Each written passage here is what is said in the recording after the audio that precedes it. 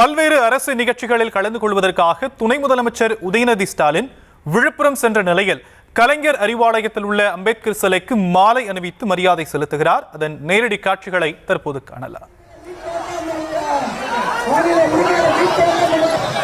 அம்பேத்கரின் புகழ், சட்டமேதை அம்பேத்கரின் புகழ், சட்டமேதை அம்பேத்கரின் புகழ்,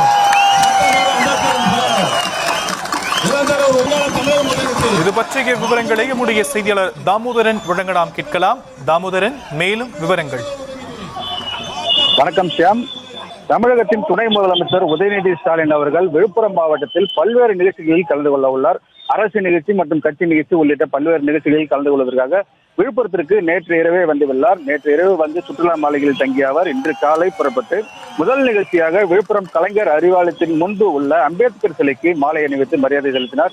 அம்பேத்கர் அவர்களின் 69வது நினைவு தினத்தை முன்னிட்டு அம்பேத்கர் சிலைக்கு மாலை அணிவித்து மரியாதை செலுத்தினார். உடன் முன்னாள் அமைச்சர் பொன்முடி மற்றும் முன்னாள் MP கௌதம சிகாமணி உள்ளிட்ட மாவட்ட செயலாளர் லட்சுமணன் உள்ளிட்ட பலர் நிகழ்ச்சியில் கலந்து கொண்டனர். இதனைத் தொடர்ந்து தமிழக முதலமைச்சர் அவர்கள் சென்னை கோட்டூர்புரத்தில் அண்ணா நூற்றாண்டு நூலக வளாகத்தில் முதலமைச்சர் நிகழ்ச்சி ஒன்றில் கலந்து கொண்டு அங்கிருந்து காணொலி காட்சி மூலமாக பல்வேறு நிகழ்ச்சிகளை நடைபெற உள்ளது. அந்த நிகழ்ச்சியில் தொடர்ந்து விழுப்புரத்தில் அந்த நிகழ்ச்சியின் மூலமாக காணொலி காட்சி நிகழ்ச்சியில் விழுப்புரத்தில் உள்ள அறிஞர் சட்டக்கல்லூரியில் அறிஞர் அண்ணா சட்டக்கல்லூரியில் இங்கே வந்து விழுப்புரம் துணை முதலமைச்சர் அவர்கள் கலந்து கொண்டு பல்வேறு நிகழ்ச்சியில் கலந்து கொள்கிறார்.